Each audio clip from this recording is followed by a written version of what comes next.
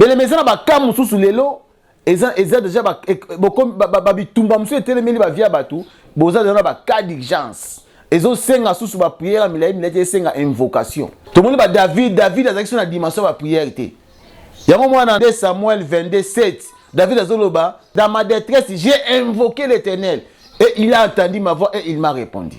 Bien aimé, David azaki mutabe invocation pour ba dimension bitumba David azalaki nango soki be invocation tene ya longate 5 pierres azui 5 pierres na Torah a tient jibesière na ye. Bien aimé, tant a télémi devant Goliath a boire tous les 5 pierres mais parmi les 5 pierres il a pris seulement une seule pierre yangwane bomaki Goliath. Or les 5 pierres représentent les 5 ministères. Et ça, un ministère, mon côté, oh, yo gogo invoquer. Tu ne peux pas invoquer le nom de pasteur qui que ce soit. Tu ne peux pas invoquer le nom de prophète. Tu ne peux pas invoquer le nom d'un évangéliste. Mais nous devons invoquer seulement le nom de Jésus-Christ de Nazareth. Il faut s'abonner massivement à la chaîne Oyo Mandela MBM TV. Vraiment, ceux qui vont s'abonner à la chaîne Oyo, chaque fois que nous avons un rendez-vous, nous avons un enseignement.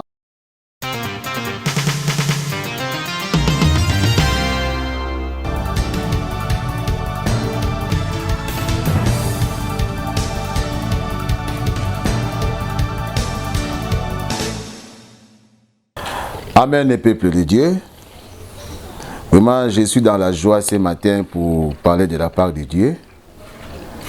Vous allez toujours normalement les camtoiles qu'on partageait durant la semaine, depuis la semaine passée. C'est tiré dans le livre des psaumes 34, verset 6. Quand on tourne vers lui les regards, on est rayonnant de joie. Mais les lots sous thème toali kolobela, tout tirant on a Joël 2, verset 32. Oh elobi, quiconque invoquera le nom de l'Éternel sera sauvé. Sans plus tarder, nous voulons lire la parole de Dieu. Quand on tourne, nous sommes dans le livre des psaumes 34, verset 6. La Bible dit, quand on tourne vers lui les regards, on est rayonnant de joie et les visages ne se couvrent pas de honte. Amen. Bien-aimé, Bible lobby, quand on tourne vers lui les regards, on est rayonnant de joie et notre visage ne se couvre point de honte. Bien-aimé, ezali grand thème au tolobela qui semaine passée. Vraiment, tolobela qui n'a pas sens nango nyonso et puis c'est un thème tellement large, il y avait beaucoup de révélations là-dessus. Mais l'élo tolobela kolobela ezali na sous-thème na biso tozu yango na Joël 2 verset 32 la Bible dit quiconque invoquera le nom de l'Éternel sera sauvé. Alléluia. Bien la Bible dit quand on tourne vers lui les regards on est rayonnant de joie.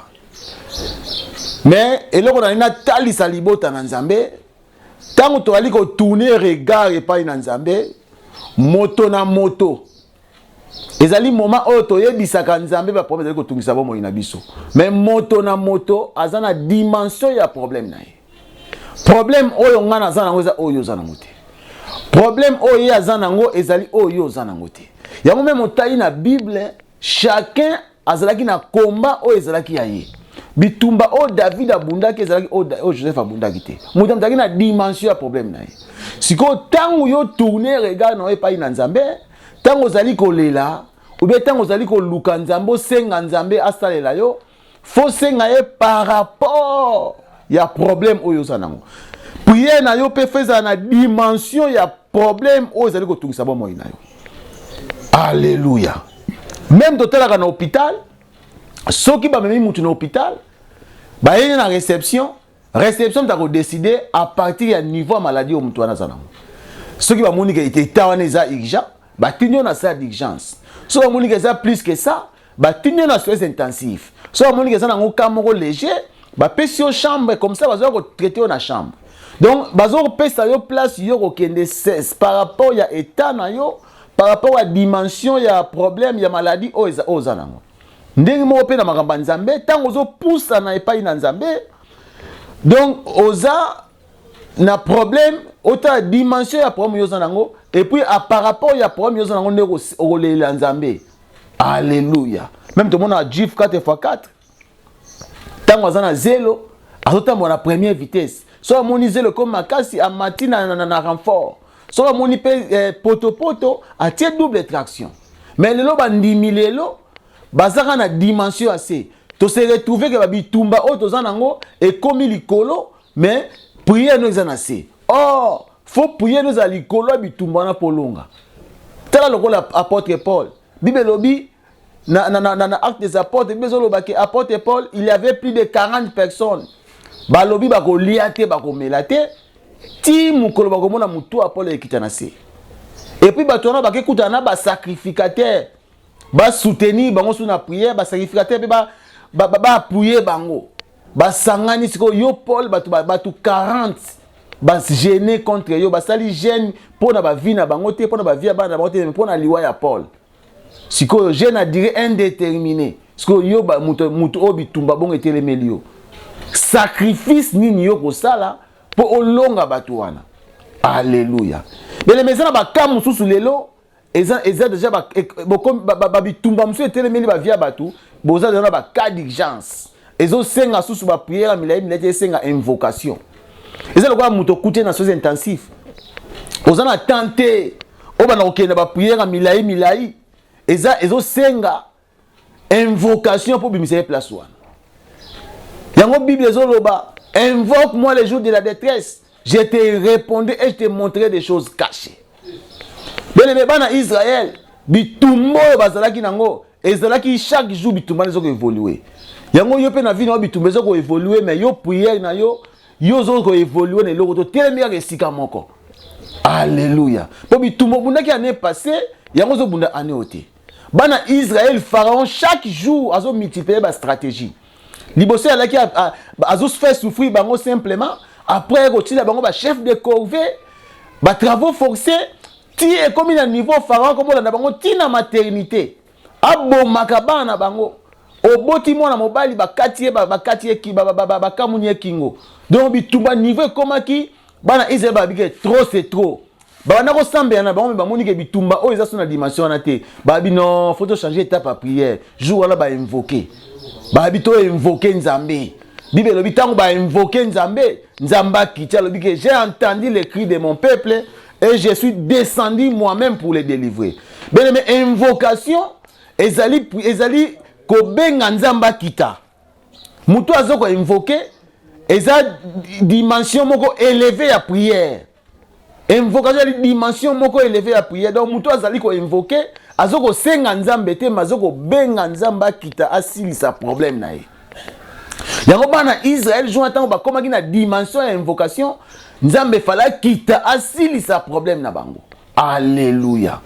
Bien aimé, ezala ba dimension ba prière. Ezala ba prière mususu ezo senga okenda ba prière milai te. Ezala ba prière mususu ezo senga o invoquer nzambe wana kita asilisa ngo. Ba ka mususu ba cas d'urgence. Eza ba kate ko bana okenda ba prière milai eluka ko ba foi eluka ba persévérance eluka ba patience te. Eza na ba dimension muso a prière ko invoquer nzambe kiti bosilani. Asilisi problème wana neti bana Israël jouana ara ba invoquer nzambe kiti ya Bible lobi il est descendu lui-même. Alléluia. Neti de Moïse devant mer rouge. Devant mer rouge Moïse oza ki prière te zaki invocation. Mais lelo ba invocation biso ba chrétien to tikila ngo bokitiste. Tout le monde a dit que invoquer bien mais invoquer c'est biblique. C'est pour nous les chrétiens. Donc nous devons invoquer notre Dieu. Et puis nous avons invoqué Akitaka. Et puis besoin de Isaïe 65. Ceux qui ont invoqué Nzambe avant que tout malobana ici là ça kitaki déjà.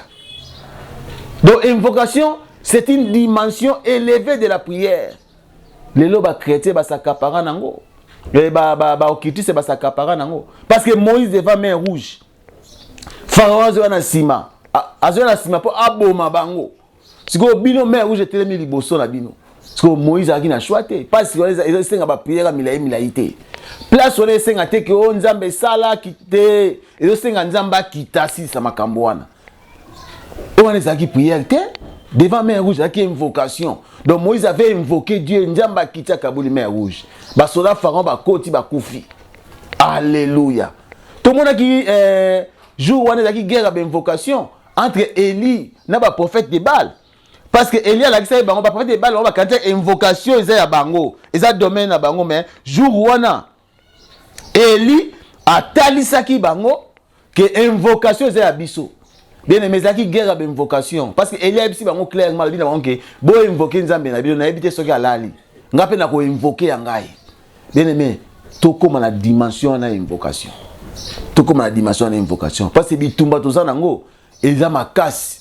Ba bitumba etelen biso to eza ba bitumba te to ke on a ba niveau mo ya se photo zala na niveau mo élevé pour to longa bitumba oyo. Alléluia. Yango moni Jérémie, un prophète comme Jérémie, ya zeleka na dimension ya ba prière, azeka na dimension ya se, mais nzamba hotel la zo ba ke mais Jérémie yo za prophète. Yo za au comme na dimension élevée. Hein? Si Jérémie a zaleka na dimension nzambe jour moi bengi a le Jérémie non. Dimension les a yoté. Cette fois-ci invoque-moi. Je te répondrai et je te montrerai des choses cachées. Alléluia. Alléluia. Bien aimé, quand on a les asuka ba prière été. Quand on musika, quand on musika. Quand on a les asuka ba prière été. Tout le monde va David a une dimension de la prière. Il y a un moment dans 2 Samuel 22:7. David a dit, dans ma détresse, j'ai invoqué l'Éternel. Et il a entendu ma voix et il m'a répondu. Bien aimé, David a dit une invocation. Pour la dimension de David a dit qu'il ce qui est une invocation, c'est la longate. Alléluia. Alléluia. Parce que David a dit Saoul. Moi, je suis un jeune garçon, je suis un Zamba, na Bethléem, mais engagé comme un roi. Roi comme Saoul. Un roi fort, un roi puissant. Mais si vous bien aimé, on a chef à Balabal, on ne fonde pas chef du quartier. On a chef du quartier, on ne fonde pas bourgmestre. On a bourgmestre, on ne fonde pas gouverneur. Ou bien on a gouverneur, on ne fonde pas ministre intérieur. Ministre intérieur, on ne fonde pas premier ministre. Ou bien premier ministre, on ne fonde pas président. Mais on a roi, on ne fonde pas nani. Ce n'est pas Jésus. Alléluia. Donc David, même Bitumba Koutan nango, pour Bitumba évoluer à bien aimé. Yondo zoko évoluer na prière te. Tout le monde a David dans la zaki liboso Bitumba na bande konae. Papa na ye azo maltraité. Libote lezo maltraité. Et comme il a niveau mo ake bundana Goliath. Et comme il a niveau mo sikoyo David a comme ko bunda siko na roi. Numéro 1 ya mboka siko engagé combat na ye. Bien aimé Bitumba évoluer à tout le monde a même pasteur Coutinho. Ezaki na moment moko bazaki na Bitumba pe na bande ka famille na ye. Certainement banoko na ye, papa Kulutu na ye, babundisa ye pe. Bandoki ya famille babundisa ye. Mais comment que na dimension moko ezaki sou Bitumba famille te. Ando bundasa na numéro 1 mboka. Na numéro 1 mboka. Wana na bandoki ya famille ba se retirer, ba moni que dimension Bitumba eza sou ya bisoté. Ba komo ba kutu que moi na ko lukela so ba problème. Bien aimé, Bitumba évoluer na vie. Yo ne pe tant Bitumba no so que évoluer, yo pe linga o évoluer. Na ba stratégie oyo ko tia po o longa Bitumba oyo. Alléluia. Alléluia. Voilà pourquoi nous voulons lire la parole de Dieu. Bien aimé, nous sommes dans le livre de 1 Samuel 17 verset 40. Autant à verset 40, après tu sauter, autant 45, après tu sauter, autant 47, après autant 49 à 50. Nous lisons au nom de Jésus-Christ. Il prit son bâton choisi dans les torrents. C'est David, bien entendu. 5 pierres polies et les mit dans sa gibecière de berger. Et dans sa poche, puis sa fonte à la main et il s'avança contre les Philistins. Token à 45. David dit aux Philistins, tu marches contre moi avec l'épée, la lance et les javelots. Et moi je marche contre toi au nom de l'Éternel des armées. Soulignez bien au nom de l'Éternel des armées. Du Dieu de l'armée d'Israël que tu as insulté. Nous sommes dans verset 47. Et toute cette multitude saura que ce n'est ni par l'épée, ni par la lance que l'Éternel sauve, car la victoire appartient à l'Éternel. Et il vous livre entre nos mains. Token à 49. Il mit la main dans sa gibecière, il prit une pierre et la lançant avec sa fronte, il frappa les Philistins au front, et la pierre s'enfonçant dans le front du Philistin, qui tomba le visage contre terre. Ainsi, avec une fronte et une pierre, David fit plus fort que les Philistins, il les terrassa et lui ôta la vie sans avoir l'épée à la main. Parole du Seigneur. Bien-aimé, tout le monde dit David devant Goliath. Comment est-ce qu'il s'est comporté devant Goliath? Parce que tant où à quel pas Goliath, alors bien Goliath que yozo ya pas dans na javelot. Ozo ya pas dans na ba arme na yozo la ki na ngwana mengai na kokoisa yo au nom de Jésus-Christ de Nazareth. Bien-aimé, bitumba tozana ngo l'unique arme au tozana ngo c'est le nom de Jésus-Christ de Nazareth. Parce que la Bible a dit, il a été obéissant jusqu'à la croix. Et l'Éternel l'a souverainement élevé. Il lui a donné un nom qui est au-dessus de tous les noms, afin que tous genou fléchissent. Bien aimé, le nom de Jésus-Christ, c'est un héritage que nous avons légué à Golgotha. Le nom de Jésus-Christ, c'est une âme lourde à notre possession. David, aboma Goliath, n'est l'eau dans ma beau côté. Aboma Goliath, na mundu qui na arme na maboko te, mais aboma Goliath na combo ya Jésus-Christ de Nazareth. Yango moni tango Goliath est devant David, David n'a pas tardé. La Bible dit muta pesa ke bilamba na ye abundela ake bunyana Goliath ezaki Saoul. Alors non, je ne suis pas habitué de ça. Azongisiango. Tango azongisiango akena torrent, il a ramassé 5 pierres. Azui 5 pierres na torrent. A tient gibecière na ye. Bien aimé, tant a télémi devant Goliath, a boire tous les 5 pierres, mais parmi les 5 pierres, il a pris seulement une seule pierre, il y a un bomaki Goliath. Alléluia. Or, les 5 pierres représentent les 5 ministères. Alléluia. Parmi les 5 ministères, il y a un ministère, mon côté, oh, yo invoqué. Tu ne peux pas invoquer le nom de pasteur qui que ce soit. Tu ne peux pas invoquer le nom d'un prophète, tu ne peux pas invoquer le nom d'un évangéliste, mais nous devons invoquer seulement le nom de Jésus-Christ de Nazareth. Voilà pourquoi parmi les 5 ministères, et ça qui y a monté quoi Isaki Goliath, mais dans 4-5 ministères, ils ont un chiffre 1 bimaikuna, y a monté et quoi Isaki Goliath. Alléluia. Parce que la Bible dit, nous sommes comme, il a choisi les uns comme apôtres. Il a choisi les autres comme pasteurs, les uns comme docteurs, les autres comme évangélistes, mais c'est Jésus qui est le véritable. Nous qui prêchons la bonne nouvelle, nous sommes comme des apôtres, nous sommes comme des docteurs, nous sommes comme des pasteurs, nous sommes comme des évangélistes, mais c'est Jésus-Christ qui est le véritable. Alléluia. Alléluia. C'est lui le véritable apôtre, parce qu'il lui-même, il a confirmé dans la Bible.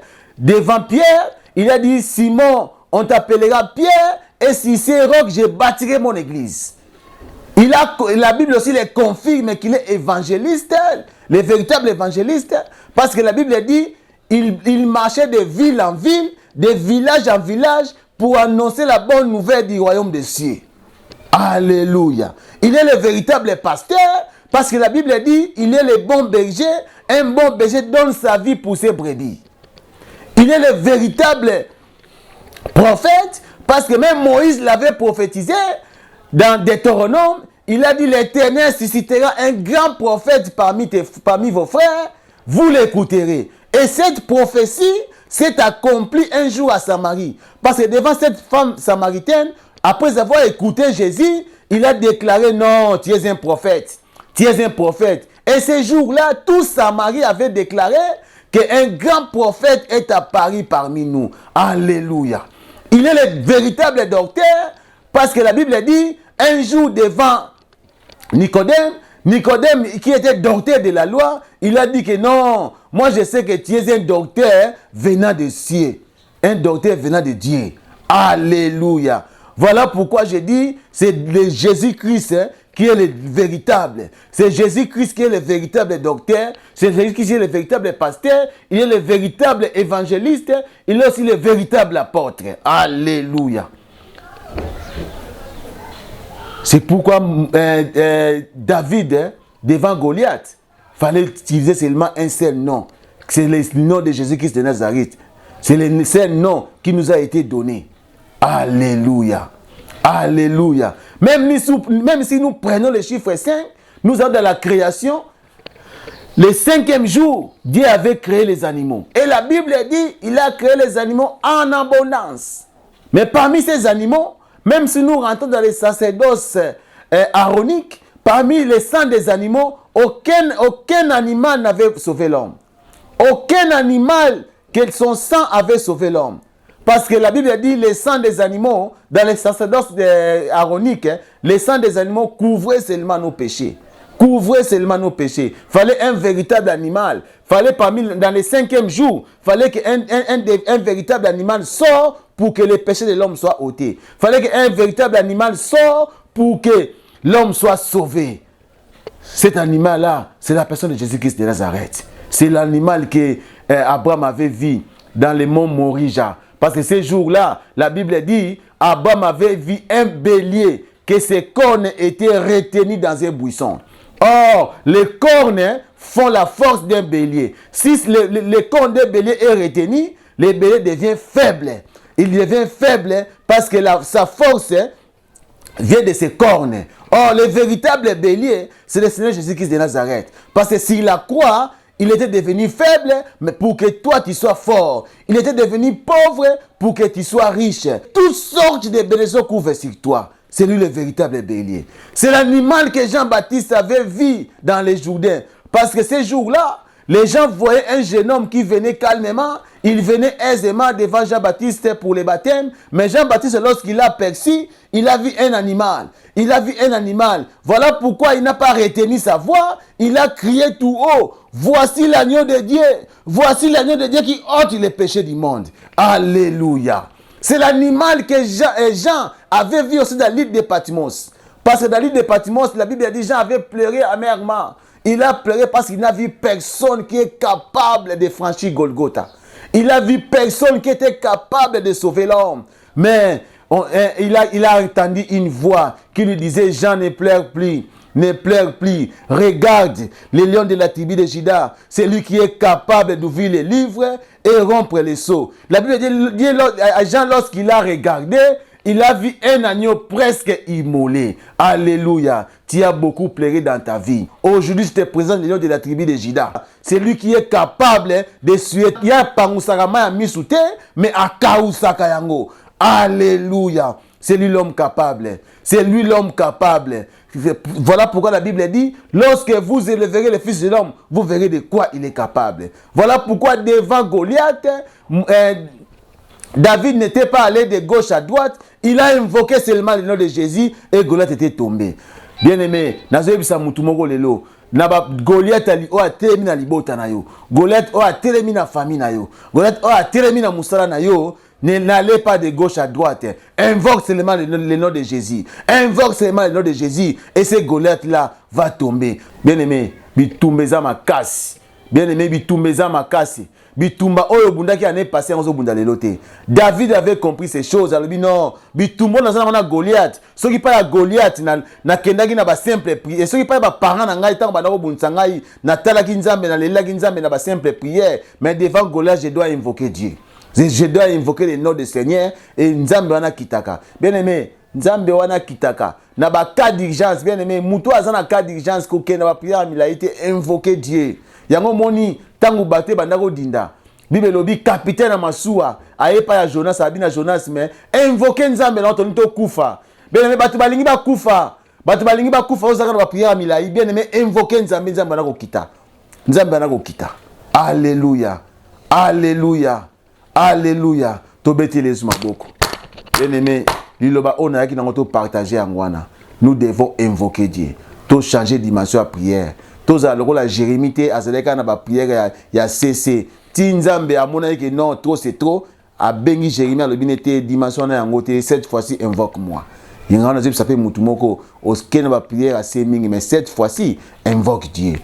Vraiment na sepeli mingi yo ozuli loba oyo tika te loba oyo suka na koyoka te ezala penza loba oyo ko mettre en pratique. Nzamba pambola bandeko nyonso balandi ngai par là nazali ko pambola vraiment moto na Nzambe mon père na pamboli pasteur Philippe Kanzitu na pamboli pe basa nyonso la gloire. Par là je vois l'évangéliste Justin Zewanga, je vois le pasteur Golf, pasteur Peter, pasteur Mbuta Brown, vraiment Nzamba na bino pe ba collaborateur nyonso ba jeune serviteur natali pe bandeko o baza musika bazali kolanda ngai na mukona lelo na pamboli ma sœur Mantiamina Colette nga na benga prophétesse na pamboli pe pasteur Bolivar Miekuntima Alexandre vraiment tikate Nzambe wana abakisa sous belé kati na grâce na ngolu ozanango na pamboli pe ma petite sœur Shuna Bwingi Diamonique Ansilulu servante de Dieu na pamboli pe ma petite sœur Nadine Batalasana tikate Nzamba na zanabino na pamboli tuka bandeko bazé belé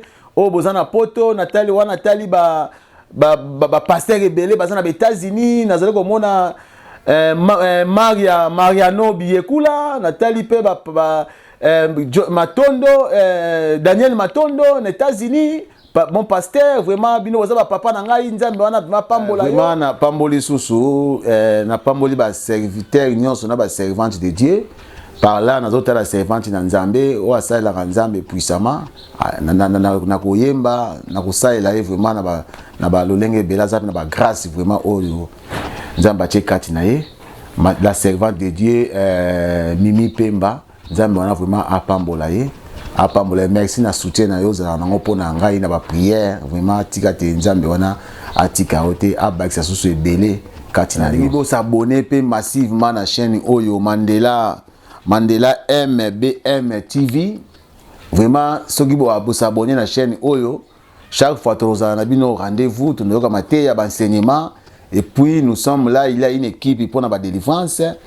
Vous s'abonner à la chaîne Oyo, vraiment, vous avez décidé. Vraiment, partager les liens Oyo, parce que les alliés de vraiment important pour nous Oyo, vous avez égoïste, c'était et sera pas nayo. Partager le lien yango batubele basa abonner la chaîne Oyo Mandela BMB TV Nzambe wana vraiment akozanga kopambola ote